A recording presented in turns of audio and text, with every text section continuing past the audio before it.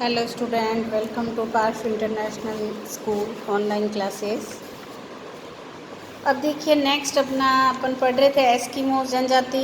अब आता है इकोनॉमी एक्टिविटीज़। एस्किमोज की इकोनॉमी एक्टिविटीज़ क्या होती है?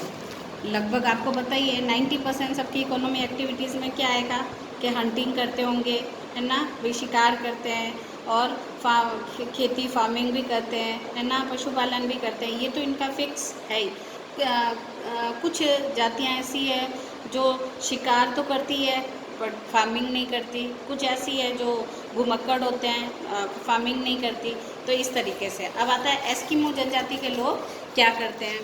तो देखिए एस्किमो जनजाति के इकोनॉमी एक्टिविटीज़ में बताया है कि ये लोग भी जीविकोपार्जन का एकमात्र साधन इनका क्या है, हंटिंग यानी शिकार।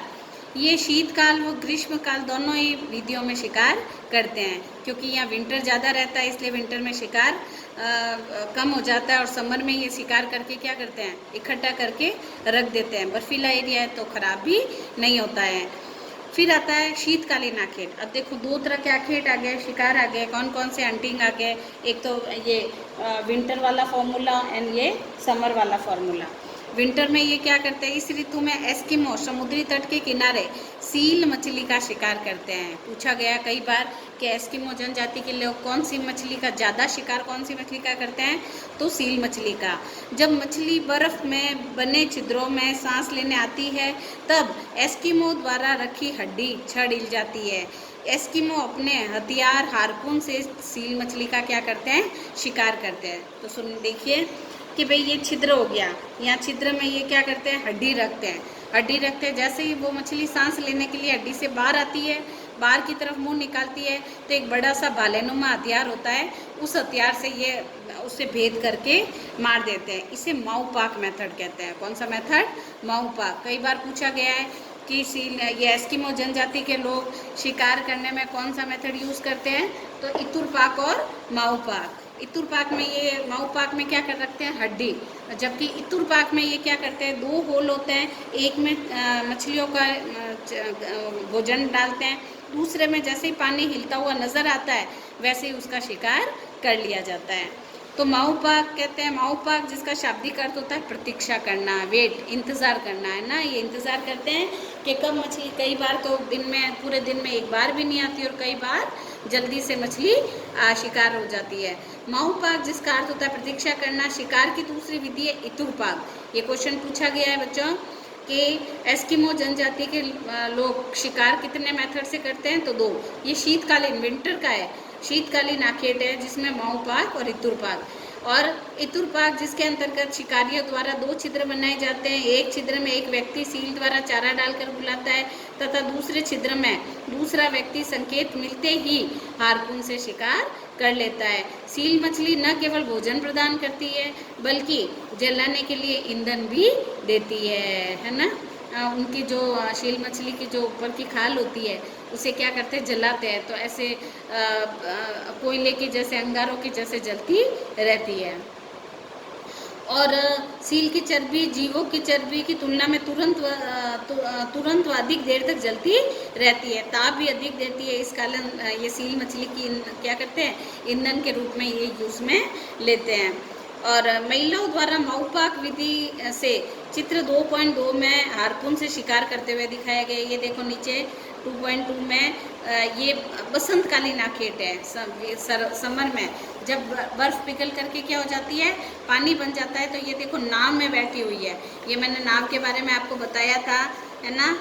कया क्या है, उमिया क्या है, हारपून क्या है, स्लेस क्या है। तो ये मार्च के महीने में, कौन से महीने में, मार्च के महीने में सील मछलियाँ श्वास लेने के लिए बाहर आकर के धूप सेकती है। जैसे ही वो कूदती है, जंप करती है, तो उसे शिकार कर लिया जाता है। इसे बसंतकालीन आखेट कहते हैं, इसे उतोक कहते हैं। क्या कहते हैं, इसे उतोक। क्वेश्चन आएगा भाई, बसंतकालीन शिकार को क्या कहा जाता है, तो आप लिखोगे उतोक। शीतकालीन आखेट को क्या कहा जाता है, तो आप लिखोगे, दो मेथड से होता है, माउपाक और इतुरपाक।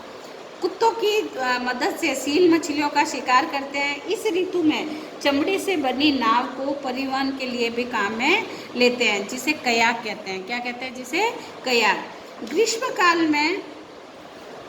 ग्रीष्म काल के अंदर एस्किमो लोग बारहसिंगा कैरिबो जो जानवर होता है उसके जो सींग होते हैं उससे धनुष बाण बनाते हैं और उससे शिकार भी करते हैं। खरगोश, बतख, चिड़ियों का शिकार हल्के भाले फेंक करके किया जाता है। और साथ ही एस्किमो लोग को अपन कहते हैं भाई इनकी संपत्ति माप का मापदंड क्या होता है, भाई कैसे कहें कि कौन पैसे वाला है और कौन नहीं है। आर्थिक स्थिति, तो इनके पास जितने ज़्यादा रेंडियर होते हैं, है ना, जितने ज़्यादा रेंडियर होंगे उतनी ज़्यादा वो संपत्ति, सामाजिक स्तर में उनका मान होता है। और जिसके पास जितनी ज़्यादा संपत्ति होती है वो व्यक्ति उतने ज़्यादा विवाह भी कर सकता है, चाहे एक स्त्री रखे, 2 स्त्री रखे, 3 स्त्री रखे, वो उसकी संपत्ति पर डिपेंड करता है। भाई पैसा है तो वो उसको खिला सकता है ना। इसलिए तो ये मापदंड होता है सामाजिक स्तर का। एस्किमो लोगों के जीवन में सील मछली का अत्यधिक महत्व है। सील में खाने के लिए मांस, फिर कपड़े बनाने के लिए खाल, और तंबू बनाने के लिए खाल, और ईंधन बनाने के लिए चर्बी, और स्लेज गाड़ी बनाने के लिए हड्डियों का प्रयोग भी किया जाता है। एक मछली के 5-6 काम, उसकी खाल का भी यूज़ आ जाता है, उसको जलाया भी जाता है, हड्डियों का यूज़ आ जाता है, मांस भी खा लेते हैं और कपड़े भी बना लेते हैं। इसीलिए सील मछली का ज़्यादा शिकार करते हैं। अब नेक्स्ट आता है भोजन। भोजन में ये क्या करते हैं, कच्चा मांस खाना, यानी भोजन कैसा खाते हैं, ये ज़्यादातर भोजन कच्चा ही खाते हैं। भोजन को स्रोत है मेल सील मछली, वेल मछली और सी लॉयन मछली। छोटी मछलियाँ स्थानीय जीव जंतुओं के भोजन में प्राप्त हो जाती है। फिर आता है वस्त्र। एस्किमो जनजाति के लोग मुख्यतः कैसे वस्त्र पहनते हैं, कैरिबो की खाल के बने हुए वस्त्र पहनते। कैरिबो वही अभी बताया, बारहसिंगा जो जानवर होता है ना उसकी खाल के, क्योंकि वो बहुत ज़्यादा गर्म रहती है। यह सील मछली की खाल की अपेक्षा अधिक गर्म और हल्के होते हैं। ध्रुवीय बालू के समूह से भी वस्त्र बनाए जाते हैं। वस्त्र बनाने का कार्य स्त्रियां करती है। स्त्री व पुरुष दोनों के वस्त्र एक समान होते हैं। इस एस्किमो जर्सी नुमा बाहदार वस्त्र पहनती है जिसे तिमिया कहते हैं। अंडरलाइन करना भाई, ये छोटे, इसीलिए मैं रीडिंग करा रही हूँ क्योंकि ये छोटे छोटे क्वेश्चन आते हैं। भाई तिमिया किसे कहते हैं, अभी मैंने बताया, बताओ बसंतकालीन जो शिकार किया जाता है उसे क्या कहते हैं, तो आपको लिखना है उत्तोप। कया किसे कहते हैं, चमड़े की बनी हुई छोटी नाव को कया कहते हैं। और उमिया किसे कहते हैं, तो क्या लिखोगे, जो बड़ी नाव होती है वेल मछली से जो बनती है उसे शिकार के दौरान जो काम में ली जाते हैं उसे उमिया कहते हैं। हारपून क्या होता है, शिकार करने का एक भालानुमा हथियार होता है जो कि 1.2 से 1.5 मीटर लंबा होता है। स्लेज क्या होती है, बिना पहियों वाली गाड़ी होती है जिसे कुत्ते या भालू खींचते हैं। बर्फीले कुत्ते या रेंडियर उसे खींचते हैं, ठीक है। तो ये होता है। अब इसे क्या कहते हैं, तिमिया कहते हैं। तिमिया क्या होता है, जर्सी नुमा बाँहदार वस्त्र होता है जिसे स्त्रियां पहनती है, वेरी इंपॉर्टेंट है। और निवास क्षेत्र एक और आता है, तिमिया के ऊपर वाला जो पहनने वाला वस्त्र होता है उसे अनुहाग कहते हैं। अनुहाग हिंदी और इंग्लिश में सेम ही है।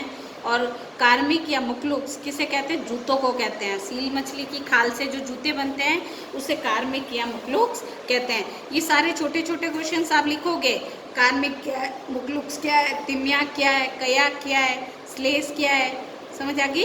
ये आपको सारा लिखना है। क्वेश्चन आ सकता है, एस्किमो जनजाति के लोग कैसे वस्त्र पहनते हैं, एस्किमो जनजाति के लोग कैसे भोजन करते हैं, इनके समाज और कल्चर के बारे में बताइए। ऐसे छोटे छोटे क्वेश्चन पूछे जाते हैं। या फिर अगर लॉन्ग क्वेश्चन आ जाता है तो सारे के सारे उसमें इंक्लूड हो जाते हैं। फिर आता है निवास क्षेत्र, यानी ये लोग कहाँ पे रहते हैं।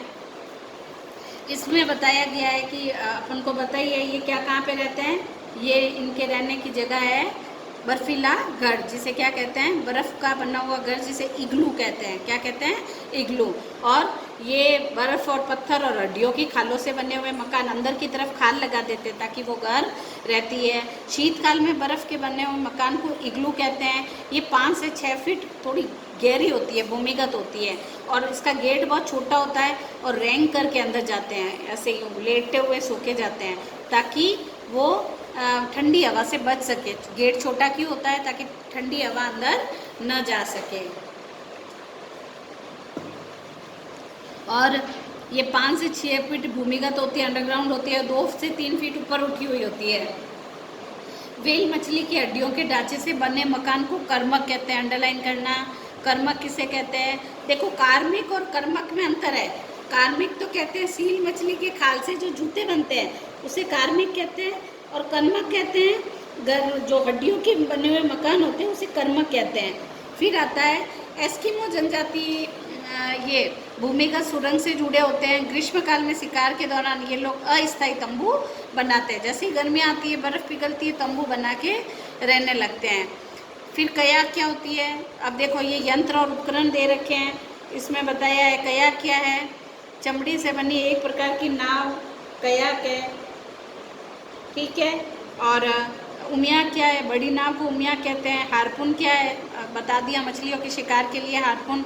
स्लेज क्या है, बर्फ़ पर चलने वाली पहिया विहीन गाड़ी जो होती है वो स्लेज कहलाती है। अब इनका कल्चर कैसा होता है, वही सेम पितृसत्तात्मक होता है। ये लोग छोटे छोटे समूह में रहते हैं। इनका जीवन बहुत घुमक्कड़ होता है, घूमते फिरते रहते हैं, आदिम ढंग से जीवन यापन करते हैं। पितृवंशीय समाज होता है। इनमें बहुपत्नी प्रथा प्रचलित है। ग्रीष्म काल में यानी गर्मी की ऋतु में ये लोग उत्सव और त्यौहार मनाते हैं। एस्किमो लोग जादू टोना में भी विश्वास रखते हैं।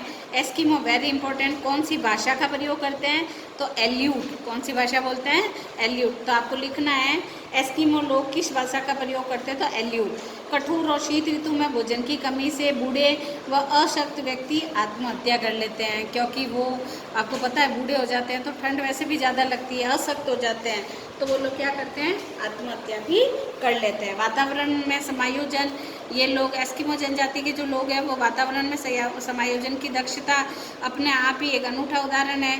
एस्किमो हिम का ही प्रयोग कर निवास इग्लू में रहते हैं। बर्फ़ के घर से बर्फ़ का अपना घर बनाते हैं। स्लेज गाड़ी बनाने के लिए वालरस की हड्डियों का प्रयोग करते हैं।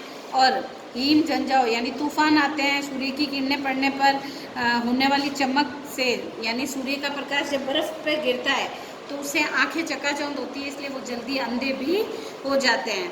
फिर आता है आँख कवच का उपयोग करते हैं, सुरक्षा के लिए कुछ लगाते हैं आँखों के ऊपर। फिर आधुनिक संस्कृति के संपर्क में आने से, यूरोपियन संस्कृति के संपर्क में आने से इनका काफ़ी संपर्क भी बढ़ा है अमेरिकन लोगों से, यूरोपियन लोगों से। अब ये लोग आग्नेय अस्त्रों, बंदूक आदि का प्रयोग करते हैं। कयाक के स्थान पर मोटर चालित नाव का प्रयोग करते हैं। स्लेज के स्थान पर स्नो स्कूटर का प्रयोग करते हैं। प्रारंभिक वातावरण का रूपांतरण तीव्र गति से होने लगा है। फर, समूह आदि का व्यापार करने मिलने से उनके पहनावे में, रहन सहन की गतिविधियों में भी बदलाव आया है।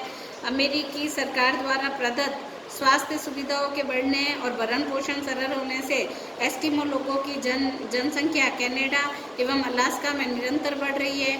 इसकी संख्या वृद्धि से ट्रुंडा के तटीय क्षेत्रों के पर्यावरण पर इसका प्रतिकूल प्रभाव पड़ता है, और इस तरीके से एस्किमो जनजाति के लोग आधुनिक संस्कृति के संपर्क में आए। तो आप क्या कहोगे कि ये लोग अमेरिकन और यूरोपियन लोगों के संपर्क में आने से क्या करने लगे हैं, ये लोग भाई बंदूक का प्रयोग यूज़ करने लगे, स्नो स्कूटर का यूज़ करने लगे हैं, ठीक है। और ये लोग बर्फ़ के घर में रहते हैं। ये जो भाषा बोलते हैं उसे क्या कहते हैं, एल्यूट। कौन सी भाषा का प्रयोग करते हैं, एल्यूट। अब आपको ये क्वेश्चन करना है, एस्किमो लोग कौन सी भाषा का प्रयोग करते हैं, तो आप लिखोगे एल्यूट। एस्किमो जनजाति के यंत्र और उपकरण बताइए, ठीक है। फिर आपको लिखना है इनके सोसाइटी और कल्चर क्या है, ठीक है। कर्मक क्या है, मुक्लुक्स क्या है, कार्मिक क्या है, और उतोक क्या है, और माऊपाक और इतुरपाक क्या है, स्लेज क्या है, ठीक है। इस तरीके से ये। Thank you.